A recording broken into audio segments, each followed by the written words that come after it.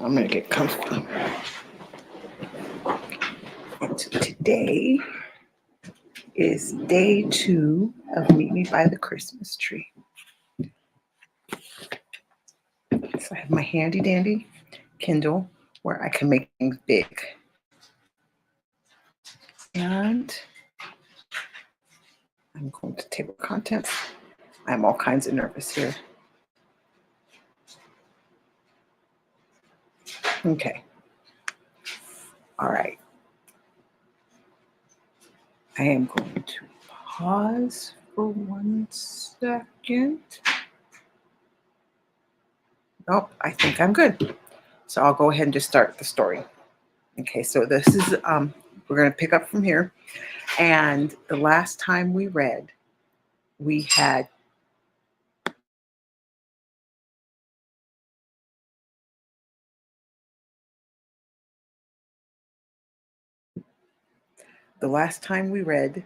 um, Holly went to the movies. She had an interesting encounter with Liam and she fled. So now we're on chapter 3. It's not that big of a deal. Some people needed a firm shake on the shoulders to change their attitude. Looking into the eyes of a stranger while holding onto his arm was the disruption that propelled Holly into having a better attitude about the holidays. Did she miss having a boyfriend to snuggle with on the couch? Yes. Did she miss the annual discussion about whether Die Hard qualified as a holiday movie? Definitely. Was it worth ruining an entire season? No. Her mother and sister were both left by men who promised to love them forever. Neither showed half the bitterness Holly harbored against Dax Williams. Thankfully, she never married the scoundrel, but all that was going to change. Beginning with the promise to immerse herself in the holiday festivities, Holly vowed to embrace the season and all the goodness that came with it. She'd eat cookies without worrying about calories and drink cocoa while watching parades. And if Santa brought her an attractive present under the tree, she wouldn't run. She'd give him a sweet kiss. With the closing credits of The Grinch Who Stole Christmas, Holly sighed thankfully at the welcome change in her disposition. She waited by the door of the theater when the lights came on. From her view in the back, she observed her sister, Madison, and her nieces with fresh eyes. They had been through a lot, too. That didn't prevent them from enjoying life. Brooklyn's honey blonde braids bobbed as she shook her head in reaction to something Madison said to her. Savannah struggled to get her arm through the sleeve of her jacket.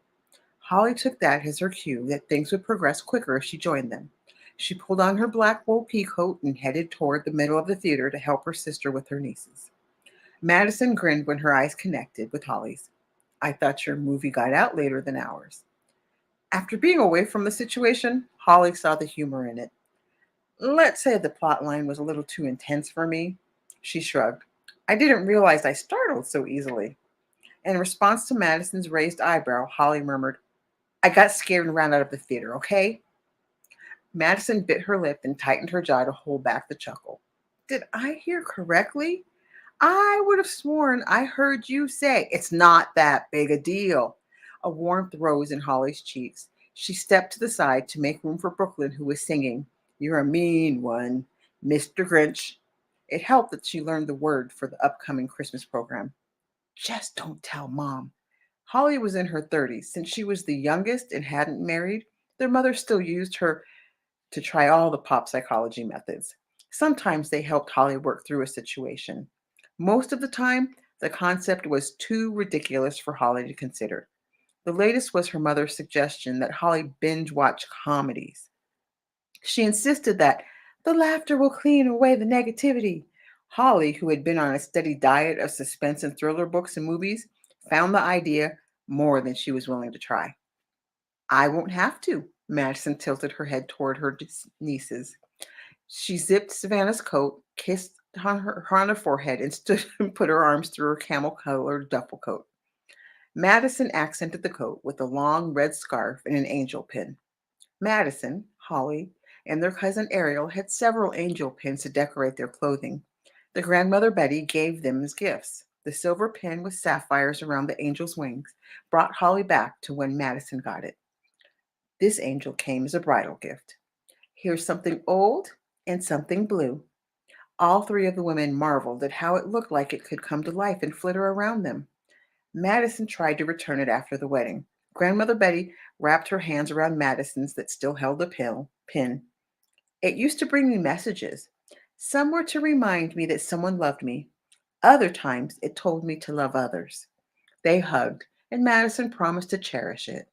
After Madison's husband left her, the angel that had been tucked away in a jewelry box reappeared. Mom wanted us to meet her in front of the Christmas tree. She pulled her cell phone out of her pocket and glanced at the face. We have an hour. Earlier in the day, they agreed to meet at the tree. Their mother promised to bring warm rolls stuffed with roast beef and cheese and a thermos full of tea for them to enjoy during the light parade. For roughly an hour, people with creative minds and a lot of Christmas lights showed what they could do to represent the holiday spirit. The rest of the town lined the streets and marveled at the string of floats and vehicles decorated with holiday lights. To add to the festivities, they all threw handfuls of candy toward the sidewalk. Holly's stomach tightened in anticipation, and she wished they were there already. Her mother made the best to go foods. An hour would be enough time for her to stop by the salon where she worked as a hairstylist and do something with her hair. At least she could do At least she could pop in her contacts, curl the ends of her hair, and smooth out her bangs with her straightener. The refresh in her look would be closer to the new attitude she adopted. Holly cast a quick glance at the door. She was lucky she wouldn't bump into Liam Lane on the way out. The last thing she wanted was for him to think that she was one of those women who threw herself at him because he was famous. But she had changed her mind to agree with Kim. Any woman who got Liam Lane as a gift under the Christmas tree would consider herself lucky. The next chapter, the Christmas tree. Whenever anyone gave directions and used the phrase, buy the Christmas tree, no further explanation was necessary. The trademark pine tree planted in front of the town hall building had been there for the better part of 90 years. Helen Burke, the grandmother to everyone who lived in Paradise Hills, told stories of how the tree appeared in front of the town hall one day. Every time she told the story, she'd introduce it by pressing her hand against her chest and saying, I wasn't there. Then she'd tell how at first people accused each other of planting the landmark tree in the middle of the town square. At the time, the town was in a growing phase, and everyone believed whoever planted the tree did it to keep their name in town history. She'd chuckle. Looking back, it seemed silly, but it was one of those arguments that assured people that the town would go on for many generations. Holly's eyes traveled from the tree to the tall brick building behind it. A wreath that had to have been taller than an adult male hung in the triangle that formed the roof. White icicle lights added to her sense of awe at the building. In daylight, it demanded respect. Lit behind the tree, it gave the town a magical quality. She caught a glimpse of her mother in the distance. Even though she was a grandmother of two school-aged children, Holly's mother was often mistaken to be a woman who was in her 30s. She wore her medium-length brown hair in a bob cut and held the front back with a headband that covered her ears. A red tartan insulated bag full of treats she promised to bring dangled in the crook of her elbow. Holly motioned to approach her mother, but hesitated when she saw her mother stop to talk to someone. The street lights were bright enough for Holly to see it was the doctor from the woman's clinic. His wife joined him and they chatted. Holly's mother pointed with her chin toward the tree and the two of them nodded. When the three of them walked toward Holly, she strode to meet them in the middle. Madison, who had taken the girls to the bathroom, came out in just enough time for a small group to form at the tree. Gesturing toward the couple who had joined her, Holly's mother, Susan, introduced the additions to the parade viewing party. Stella and Marley are joining us. Holly's mother, Susan, worked with Stella at the school. It turned out that the new doctor at the community center was Stella's husband, Marley. Now, Holly's mind quickly made the connections. Stella was her mother's newest friend from work, and she wore a stylish forest green felt beret and her gray hair curled around the bottom. The first thought that came to Holly's mind was, she is so cute. I wouldn't mind looking like her when I'm 60. Everything down to the way Stella moved exuded vibrancy. Her husband Marley looked like an older version of. Holly cut off her thought and gasped. The two people her mother invited were none other than Liam Lane's parents, which meant the probability of him appearing any moment was certain. The magic of the lights and the holiday faded into dread. Life wanted her to confront her problems head on when Holly only wanted to have a better attitude about the holiday season. She listened while her mother discussed the plans for the evening with Liam's parents. Her nieces, Savannah and Brooklyn, kept the conversation flowing by talking about their trip to the candy store and the movie theater. Madison threw an apologetic frown toward Holly. They'd tell her a story. However, her niece never got to the details where Holly started the movie in one theater and finished the afternoon with them in their Christmas movie. There you are. Liam stepped into the group so casually it was as though he had been there the entire time. Mark saved us some seats closer to the middle of the parade route. Holly's mother mentioned in passing that Stella and Marley had four sons. Mark must have been one of the brothers. Oh, Stella cast an eye toward the tree. I prefer watching the parade from here. Mom, Liam rolled his eyes. Stella nuzzled into Marley's arm. It's a tradition. If I stay with her, I get extra cuddles, Liam's father winked. Liam stuck out his tongue and acted like he was gagging on something. His parents laughed. Why don't you take Holly instead? Marley suggested. Yes, that is a great idea, her mother chimed in. Her sister pulled the girls closer to her and added, Holly, go ahead. Mom and I have the girls to entertain us.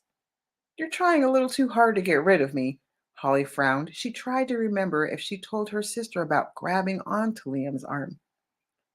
If you're okay with it, we have the room. Liam grinned at Holly. It was the same smile he used on his wife in the movie when they were trying to herd the kids into the car. She almost said as much and then stopped before the words left her mouth. Instead, she looked at her nieces who were dancing to the Christmas music in front of the tree. This was supposed to be a family day. Go. I insist. Holly's mother shooed her away. We'll wait for you here. With Liam treating her like he had never met her before, Holly's concerns about being recognized drifted. She rushed to hug her mother and said, Text me if I stay away too long. Her mother's eyebrows rose as she laughed. You're the most likely to be home early. Holly took her place beside Liam and allowed him to guide her toward the area where they set their chairs to watch the parade. As they walked, he said, My dad proposed to my mom under that tree. So that's why she wanted to stay there. Holly's voice rose with the connection. They only knew each other for 6 days. His voice softened. Liam was talking to Holly, but his mind was someplace else. My mother says the tree reminds her how love that grows in the Christmas season can withstand anything. He shook his head and his voice returned to normal. Ugh, they will be lovey-dovey for the rest of the night. The way he said it made Holly laugh. He sounded more like a small child than a man who had women around the world swooning over him. It was one of the most romantic stories she had ever heard. She would love one of those happily ever after experiences. A tinge of wanting struck her. It was followed by a sudden reminder that her family lacked the happily ever after blessing. I mean, it's cool that my parents still have the fire after 40 years of marriage, but ew.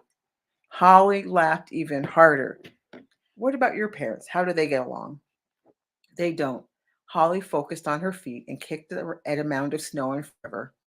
My dad had a girlfriend the same age as my sister to keep him otherwise entertained. Ew, Leon shuddered. It was the second time in a matter of seconds he'd made her laugh. You couldn't have said it any better. His ability to shine a light of humor in what she regarded as tragedy struck Holly in the gut. Recognizing that he hadn't pitied her sent waves through her strong enough to make her lose her sense of balance.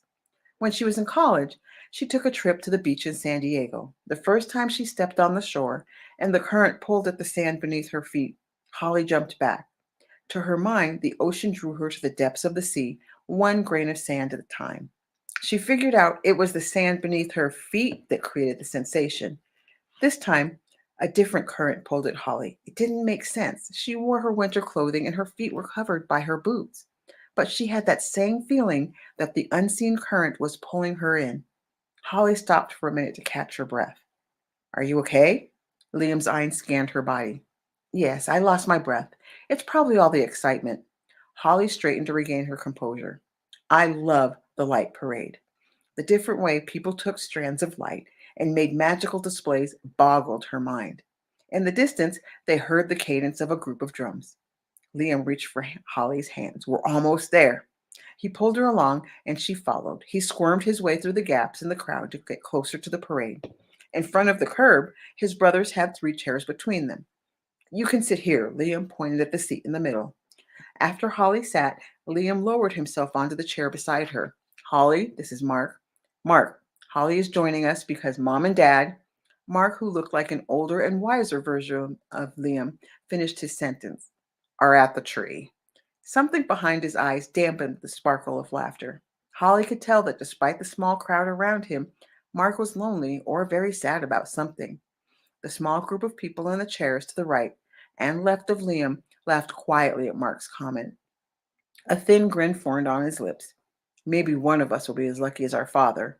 He cast a quick glance toward his two sons, who looked to be close in age as Savannah and Brooklyn. Lightning has been known to strike twice. He slapped his knee and said it. Get it? Lightning? Lighting? His shoulders shook as he silently laughed. Holly found a slip of paper on the ground to focus her attention. She hoped that the brothers would think she hadn't heard the joke that wasn't funny. She bit her lip when Liam said, Please, do not try to be funny. You don't have the gift. The tone said that this was a conversation they'd had many times before. One day you'll get my humor, Mark cajoled.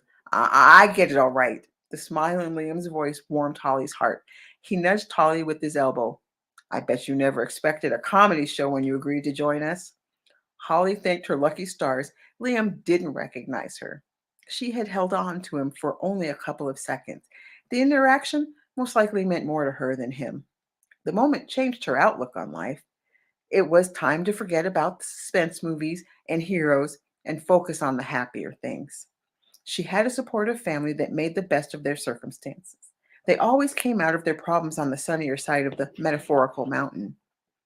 And she never expected it to be so easy chatting with Liam Lane. For the short time they had been together, he had given her the confidence to shake the bitterness she had held onto like a favorite blanket. Before she rested her head on her pillow that night, she'd make sure to thank the good Lord for the change in her attitude. As far as she was concerned, it was a much appreciated early Christmas present. Hopefully, she could pay it forward and do something kind for him. And that ends that chapter. Hi, Wendy. Now we're going to read Finding Cinderella because this has 18 chapters. So if I read 2 chapters, it'll be 9 sessions. And it'll be closer to Christmas when we finish. It'll be a little bit after. So now we're on to Finding Cinderella. The feeling that he knew Holly from somewhere was the proverbial pebble in Liam's shoe. When he couldn't figure out how, he decided that it had to have been a lingering memory from elementary school. His parents moved away from Paradise Hills when he was 8 years old. He tried to push the question of why she was important aside, and it almost worked. Then he made that joke about her father, and her laughter struck a different chord within him. Liam was a confident man. He had been in movies and television programs since he was 9 years old. Impressing people was second nature to him. This time it was different. He wanted to do a repeat performance. He couldn't put his finger on it, but there was something special about Holly. When he was in his 20s, Liam fell in love with a young starlet named Jennifer Ashley. Shortly after Liam mentioned the possibility of an engagement, his father brought him back to Paradise Hills. They came under the guise of a father-son hiking trip. However, the first place they stopped was at the large pine tree in front of the town hall.